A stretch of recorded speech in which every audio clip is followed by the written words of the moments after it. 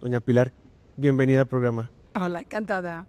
Doña Pilar, hay algo que yo he escuchado mucho en todo este foro, algo que se ha conversado mucho, y es que esto no se trata de lo que ocurrió, del antisemitismo, no se trata de la masacre, sino de lo que ocurrió después de la masacre. Eso es lo que están conversando. Sí. ¿A qué se refieren con lo que está pasando después de la masacre?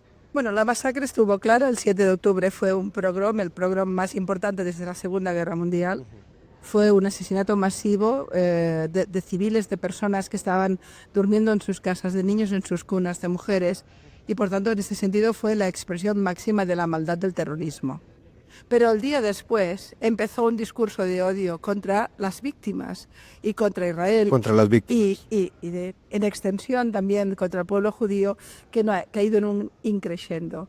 Y lo que ha ocurrido después de un año es que después del 7 de octubre del 2023, en el noviembre del 2024 tenemos muchísimo más discurso de odio contra los judíos en un increciendo que en según qué zonas estamos hablando de 600 y 700% de aumento. Es Increíble. una auténtica locura, con además una incidencia muy importante en lo que son delitos violentos contra judíos. Pero no hablamos solo del tema de Israel, es que contra sinagogas en Estados Unidos, en Holanda o en cualquier lugar de Europa, contra ciudadanos porque llevaban una Maguen David o llevaban una kippah. Y por supuesto lo último que hemos vivido, que es esa especie de cacería al judío que se produjo en Ámsterdam.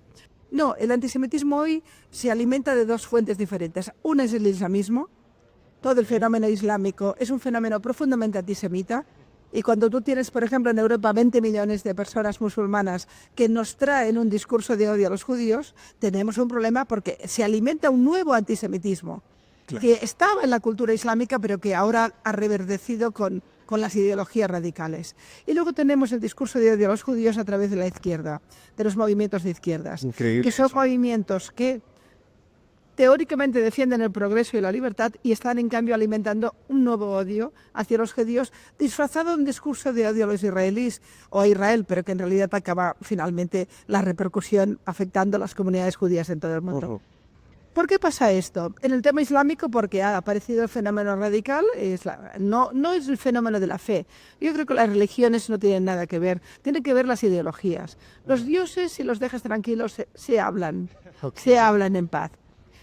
A mí no me preocupa la trascendencia espiritual de cualquier persona, sea lo que sea, judía, musulmana, cristiana, es igual. A mí lo que me preocupa es aquellos que utilizan a Dios para una ideología de dominio, que es el fenómeno islámico. El Islam también son las mujeres iraníes que mueren. El Islam también es Malala que quiere estudiar. Es decir, hay cantidad de gente extraordinaria en el Islam que intenta vivir en paz y que son víctimas finalmente. Y luego hay la ideología islámica basada en el salafismo, en el wahabismo o en el caso iraní, en el chiismo, que utiliza el Islam para un discurso de odio y de dominio y que tiene en su genética el odio a los judíos y el odio a los cristianos. ¿Cuál ha sido el papel de los medios de comunicación Un desastre. promoviendo el antisemitismo y sobre todo los medios tradicionales que deberían ser los curadores de la información? Yo acuso directamente a los medios de comunicación tradicionales, es decir, a aquellos que nos creemos, a las grandes BBCs, a los grandes País y a los grandes Le Monde, que nos creemos porque somos gente que intentamos tener referentes importantes, de haber sucumbido a la propaganda de las redes.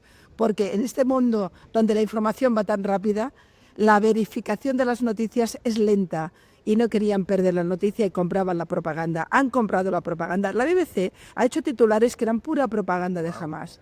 ¿Por qué? Porque en un conflicto tú no puedes saber cómo ha ocurrido un acto militar.